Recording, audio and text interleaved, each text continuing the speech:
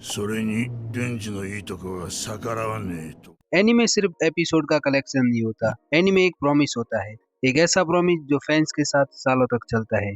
Anime fans सालों तक wait करते हैं, हर सीजन के साथ थ्योरीज बनाते हैं और अपने फेवरेट कैरेक्टर को हर हाल में डिफेंड करते हैं। उनकी गलतियों को जस्टिफाई करते हैं। धीरे धीरे वो सिर्फ स्टोरी नहीं देखते बल्कि एनीमे कैरेक्टर से इमोशनल कनेक्शन जोड़ लेते हैं। और इतनी लंबी जर्नी के बाद फैंस सिर्फ एक ही चीज की उम्मीद रखते हैं कि एंड ऐसा हो जो सब कुछ वर्थ बना दे। लेकिन कभी कभी सिर्फ एक खराब एंडिंग पूरी जर्नी को बेकार फील करा देती है। अटैक ऑन टाइटन की दुनिया शुरू से ही एक केज जैसी थी। ऊंची दीवारें, हर तरफ टाइटन्स और हर पल जिंदा रहने का कांस्टेंट फियर। एरन एक ऐसा लड़का था जो पावर और फेम नहीं चाहता था, बल्कि वो सिर्फ और सिर्फ फ्रीडम चाहता था, दीवारों के बाहर की फ्रीडम। जैसे जैसे स्टोरी आगे बढ़ती है, टाइटन सिर्फ मॉन्स्टर नहीं रहते, वो बन जाते हैं हिस्ट्री, पॉलिटिक्स और ह्यूमन ग्रीड का रिजल्ट। एनिमी क्लियर नहीं रहता, हीरो और विलन के बीच का डिफरेंस धीरे धीरे ब्लर होने लगता है। और यहाँ से अटैक ऑन टाइटन सिर्फ एनिमे नहीं था, वो एक क्वेश्चन बन जाता है। लगभग 10 सालों का बिल्डअप, फ्रीडम का कॉन्सेप्ट, सेक्रीफाइस, पेन, लॉस और endless mysteries. Attack on Titan के हर सीजन ने नए सवाल खड़े किए। स्टोरी इतनी कॉम्प्लिकेटेड हो गई और मिस्ट्री इतनी गहरी हो गई कि समझना मुश्किल हो गया कि असली एनिमी कौन है। एनिमे का बिल्डअप ये प्रॉमिस कर रहा था कि फ्रीडम का मतलब क्या होता है, क्या वॉयलेंस कभी जस्टिफाई किया जा सकता है, और सेक्रीफाइस का एंड रिजल्ट क्या होता है। स्टोरी हमें फील करा रही थी कि एंड में हमें एक पावरफुल रियलाइजेशन मिलेगा। हम शो से उम्मीद कर रहे थे कि एंडिंग क्लियरली दिखाए कि फ्रीडम की कीमत क्या होती है।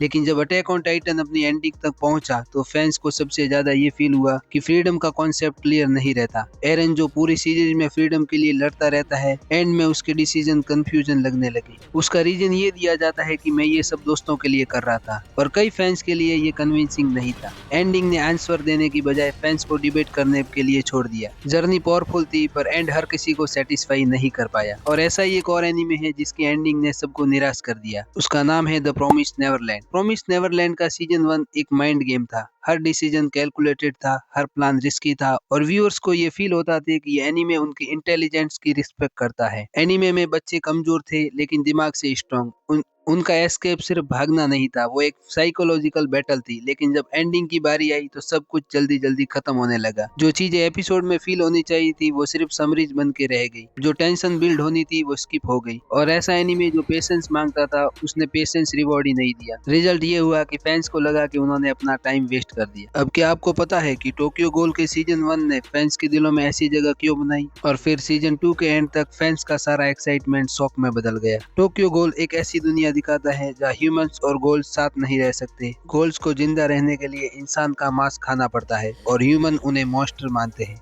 केन केन एक इमोशनल कॉलेज स्टूडेंट था, बुक्स पढ़ता था, क्वाइट था और बस नॉर्मल लाइफ जीना चाहता था। एक एक्सीडेंट के बाद उसके अंदर घोल के ऑर्गन्स ट्रांसप्लांट हो जाते हैं और वहीं से उसकी लाइफ दो हिस्सों में बढ़ जाती है। अब केन की ना पूरा ह्यूमन होता है ना पूरा घोल। उसे भूख भी लगती है लेकिन नॉर्मल खाना नहीं खा सकता, और जिस चीज से उसे सबसे ज्यादा नफरत होती है उसे वही करना पड़ता है सिर्फ जिंदा रहने के लिए। शुरू में केन की फाइट नहीं करता, वो डैनियल में रहता है। वो चाहता है कि सब पहले जैसा हो जाए, लेकिन टोक्यो की दुनिया उसे ये चॉइस नहीं देती। जब जेसन उसे टॉर्चर करता है तो वो सिर्फ फिजिकल पेन नहीं होता, वो केनकी के आइडियल्स को तोड़ देता है। यहीं पर केनकी चेंज हो जाता है। व्हाइट हेयर, कोल्ड स्माइल और एक ऐसा माइंडसेट जो डिसाइड करता है कि अब मॉन्स्टर बनना ही पड़े तो अपने लोगों को बचाने के लिए। इस पॉइंट पर टोक्यो गोल सिर्फ एक सर्वाइवल स्टोर नहीं रहता, ये बन जाता है आइडेंटिटी, चॉइस और मोरालिटी का कॉन्फ्लिक्ट। केनकी सीसीजी से लड़ता है, गोल्स को प्रोटेक्ट करता है और धीरे धीरे एक सिंबल बन जाता है, होप का भी और फियर का भी। लेकिन जितना ज्यादा वो स्ट्रांग होता है उतना ज्यादा वो खुद से दूर जाता है। स्टोरी का एंड हमें ये दिखाना चाहता था कि केनकी का सफर रिवेंज और एक्सेप्टेंस तक आया है, कि वो दोनों वर्ल्ड के बीच ब्रिज बन सकता है। लेकिन प्रॉब्लम ये थी कि ये ट्रांसफॉर्मेशन फील करने का हमें टाइम नहीं मिला। मेजर फाइट, इंपॉर्टेंट डेथ और इमोशनल कनेक्शन सब रस लगने लगता है। जो आर्क एपिसोड मांगते थे वो मोन्टाज बन गए। एंडिंग बुरी इसलिए नहीं लगी कि केनकी का फेट गलत, एंडिंग बुरी इसलिए लगी क्योंकि उसके स्ट्रगल का वेट एंड तक पहुंचते पहुंचते हल्का हो गया। इसलिए टोक्यो गोल का नाम आते ही फैंस सिर्फ एक ही बात कहते हैं, स्टोरी बहुत पावरफुल बोलती, पर एनीमे ने उसे सांस लेने का मौका नहीं दिया। दोस्तों, एनीमे देखना सिर्फ एंटरटेनमेंट नहीं होता, वो टाइम होता है जो हम किसी स्टोरी को देते हैं, किसी कैरेक्टर के साथ हंसते हैं, रोते हैं और कभी-कभी खुद को उसमें देखने लगते हैं। इसलिए जब एक एनीमे शुरू होता है तो फैंस एक साइलेंट डील कर लेते हैं। हम तुम्हें टाइम देंगे, पेशेंस देंगे, बस एंड में तुम वो फीलिंग दे देना जो सब कुछ वर्थ बना दे। लेकिन जब एंडिंग उस प्रॉमिस को तोड़ देती है तो डिसअपॉइंटमेंट सिर्फ गुस्सा नहीं होता, वो थकान होती है। वो फीलिंग होती है कि शायद हमने ज्यादा ही उम्मीद लगा ली। बैड एंडिंग सिर्फ लास्ट एपिसोड को खराब नहीं करती, वो पूरी जर्नी का वेट चेंज कर देती है। और इसलिए फैंस कहते हैं जर्नी अच्छी थी पर एंड ने सब खराब कर दिया। सच ये है कि एक अच्छी एंडिंग एनीमे को अमर बना सकती है और एक खराब एंडिंग चाहे एनीमे कितना भी अच्छा हो उसके नाम के साथ एक क्वेश्चन मार्क लगा देती है। और शायद इसीलिए जब हम किसी नए एनीमे को शुरू करते हैं तो एक्साइटमेंट के साथ साथ एक डर भी होता है कि बस एंड सही हो। अगर आप भी कभी किसी एनीमे के एंड के बाद ये सोच के बैठ गए हो कि सब कुछ सही था पर एंड नहीं, तो आप अकेले नहीं हो। और ऐसे ही एनीमे ब्रेकडाउन के लिए सब्सक्राइब करो। वीडियो पसंद आया तो लाइक करो और कमेंट में बताओ कि कौन सा एनीमे एंडिंग ने आपको सबसे ज्यादा डिसअपॉइंट किया। मिलते हैं नेक्स्ट वीडियो में।